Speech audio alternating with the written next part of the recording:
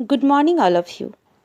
आज मैं आप लोगों को वर्ग 4 के हिंदी के बुक से पाठ 2 पढ़ाने जा रही हूँ, जिस पाठ का शीर्षक है हाथियों पर सवार बच्चे। इस पाठ में हम कुछ बच्चों के बारे में कहानी पढ़ेंगे जो हाथियों पर सवार होकर घूम रहे हैं। तो चलिए इस कहानी का पठन शुरू करते हैं। तो इस पाठ को पढ़ने से पहले हम कुछ शब्द हैं जिनके बारे में समझ लें जो ऊपर दिए गए हैं। जब भी मैं इस पाठ को पढ़ाऊं तो आप लोग भी इस लाइन के साथ साथ अपनी उंगलियों को रखते जाएंगे ताकि आपका ध्यान इस कहानी पे हो और आप पूरी कहानी को सही और सुंदर तरीके से समझ सकें। तो चलिए सबसे पहले हम देखते हैं वह शब्द जो थोड़े कठिन हैं, जिन्हें सबसे पहले लिख दिया गया है। तो पहला शब्द है साहसपूर्ण, यानी इस शब्द का मतलब होता है जो साहस से भरा हुआ हो, जो डरता नहीं हो। दूसरा है पुरस्कार। पुरस्कार एक ऐसा भेंट होता है जो किसी अच्छे काम के करने के बाद दिए जाते हैं। तीसरा है सम्मानित। सम्मानित भी इसी से मिलता जुलता एक शब्द है, जिसमें किसी भी इंसान को कुछ अच्छा करने पर उनके सम्मान में उसे कुछ दिया जाता है। साहसिक, अगला शब्द है साहसिक, यानी साहस से भरा हुआ, यानी कोई साहसी होता है उसके लिए हम इस शब्द का उपयोग करते हैं। आगे है प्राथमिक।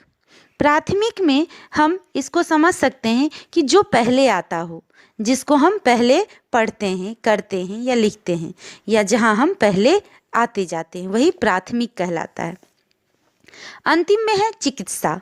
चिकित्सा का मतलब आप समझ ही रहे होंगे, उपचार करने से, यानी जैसे कभी कुछ हो जाता है तो हम डॉक्टर के पास जाते हैं और वो हमारी चिकित्सा यानी देखभाल और हमारा इलाज करते हैं।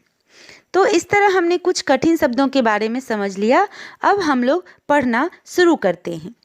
चलिए, गणतंत्र दिवस के बाद विद्यालय खुला, यानी गणतंत्र दिवस, जिसे हम लोग क्या कहते हैं, 26 जनवरी के नाम से भी हम जानते हैं। इंग्लिश में इसे हम रिपब्लिक डे भी कहते हैं।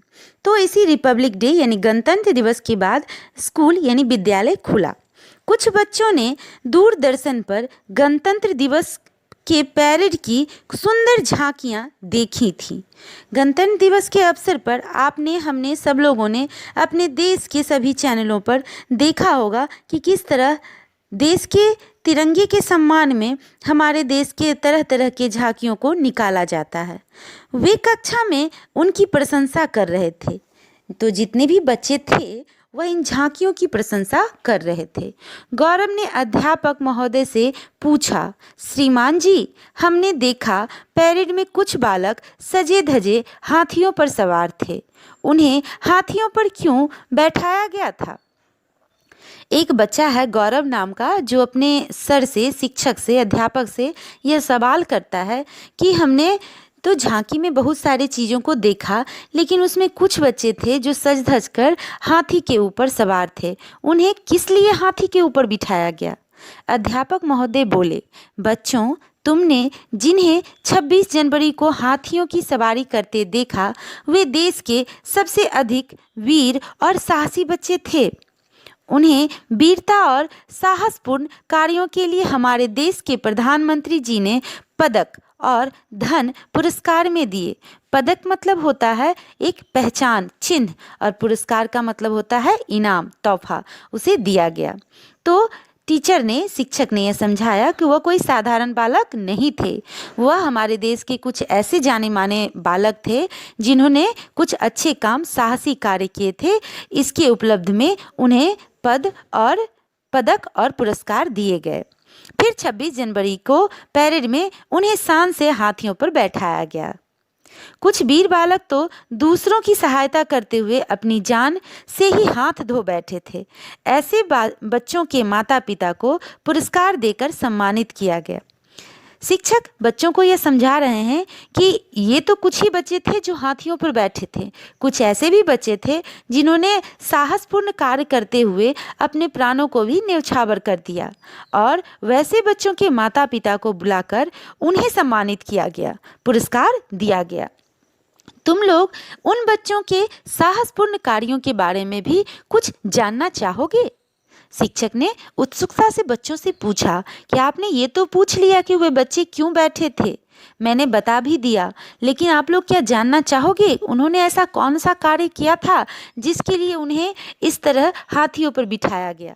देखो, सांप का नाम सुनते ही सबके होश फक्ता हो जाते हैं। फक्ता का मतलब घबरा जाना, यानी मन बेचैन हो जाना। उसे देखते ही हर कोई भागकर अपनी जान बचाना चाहेगा।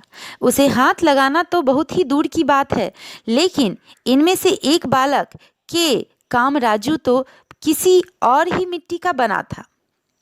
तो शिक्षक बता रहे हैं कि यदि तुम लोगों के सामने एक सांप को रख दिया जाए तो आप और हम अक्सर सब लोग सांप को देखकर भाग जाते हैं। उसे छूना तो दूर, हम अपनी जान बचाने के लिए उससे कई दूर भागना शुरू कर देते हैं। लेकिन इस जो हाथी पे सवार कुछ बच्चे हैं, उनमें से एक ऐसा बालक है, बालक का नाम है के काम राजू, जो कुछ अलग ही मिट्टी से बना है। एक दिन काम राजू ने देखा एक भयंकर सांप एक बालक के बस्ते में घुस गया था। उसने बालक को चेताया, पर बालक घबराहट में अपना बस्ता दूर नहीं फेंक पाया। वह सांप किसी भी क्षण उस बालक को डस सकता था। तभी अचानक काम राजू ने तो मानो जलती हुई आग में हाथ डाल दिया। उसने बिजली जैसी फुर्ती से सांप को पकड़कर बाहर खींचा और फौरन दूर फेंक दिया, जैसे वह भयंकर सर्प ना हो, कोई मामूली सी रस्सी हो। अक्सर बच्चों के सामने जब सांप आ जाते हैं तो सभी बच्चे और बड़े भी घबरा जाते हैं, मगर यह बच्चा साहसी था। इसने अपने दोस्त को बताया कि उसके बस्ते में सांप चला गया है, लेकिन वह उसे दूर नहीं फेंक पाया, बैग को अपने से दूर नहीं कर पाया और वह घबरा गया। लेकिन यह जो काम राजू नाम का बच्चा था, वह बिल्कुल भी नहीं घबराया और उसने बड़े ही साहस से, बड़े ही फुर्ती से उस सांप को झट से पकड़ा और उसे बहुत दूर फेंक दिया, जैसे कि वह सांप नहीं, कोई मामूली सी रस्सी हो। इस साहसी कार्य में सांप उसे डस भी सकता था, पर दूसरे की जान बचाने की खातिर कामराजू ने किसी खतरे की परवाह ना की। ऐसे साहसी बालक की भला कौन प्रशंसा ना करे। अध्यापक महोदय ने एक दृष्टि कक्षा में बैठे हुए बालक और बालिकाओं पर डाली। सब सांस रोके उनकी बातें सुन रहे थे। अध्यापक महोदय ने आगे सुनाया, इनमें से एक बच्चे का नाम है मेहुल सान्याल, यानी एक और बच्चा है जिसका नाम है मेहुल सान्याल। उम्र है 10 वर्ष। इसे साइकिल चलाने का बहुत शौक है। एक दिन यह सड़क पर साइकिल चला रहा था। अचानक इसकी दृष्टि पास के ऊंचे भवन पर पड़ी। बाप रे, कहते हुए इसने तुरंत अपनी साइकिल फेंक दी। तुम जानना चाहोगे अचानक इसने ऐसा क्या देख लिया? जब आप या हम कोई चीज़ से बहुत प्यार करते हैं और ऐसा कुछ देख लें कि हम वो प्यारी चीज़ को ही अपने से दूर हटा दें, तो ज़रूर ही उससे भी कुछ ज़रूरी चीज़ आपने देख लिया होगा। तो क्या शिक्षक अब पूछ रहे हैं बच्चों से कि क्या तुम जानना चाहोगे कि उसने ऐसा क्यों किया? तो उसने ऐसा इसलिए किया क्योंकि बात यह थी कि 1.5-2 साल का एक बच्चा सामने वाले ऊंचे मकान की तीसरी मंजिल के छज्जे से नीचे लटक रहा था। वह किसी भी पल, किसी भी क्षण नीचे सड़क पर गिर सकता था। यानी उसने देखा कि एक छोटा सा बच्चा मकान की 3 मंजिले छज्जी से लटका हुआ है, तो इसीलिए उसने अपनी साइकिल फेंक दी। किसी को सहायता के लिए बुलाने का समय भी न था। मेहुल ने पल भर में ही अपना कर्तव्य निश्चय कर लिया, यानी वह तुरंत ही यह तय कर लिया कि उसे करना क्या है। वह तुरंत उस गिरते हुए बच्चे को लपकने के लिए उस छज्जे के ठीक नीचे आकर खड़ा हो गया। उसकी सतर्क आंखें निरंतर उस बच्चे पर जमी हुई थी। सतर्क मतलब एक टक लगाकर उस बच्चे को ही वह देख रहा था कि वह कब और कहाँ गिरने वाला है। कुछ ही क्षणों में वह बच्चा नीचे गिरा। सतर्क मेहुल ने उसे ऊपर से ही लपक लिया। उस बच्चे को संभालते हुए मेहुल को जोरदार झटका लगा। वह भी नीचे गिरा और बेहोश हो गया। पर मेहुल की सूझबूझ के कारण तीसरी मंजिल से गिरने वाले बच्चे को एक खरोच भी ना आई। यानी मेहुल इतनी सतर्कता से उसे लपक लिया कि बेहोश तो वो हो गया, लेकिन उसे तनिक भी कोई नुकसान नहीं आई।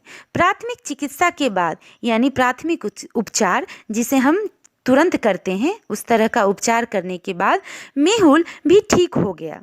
उसने अपनी समझदारी और साहस से एक छोटे बच्चे की जान बचा ली।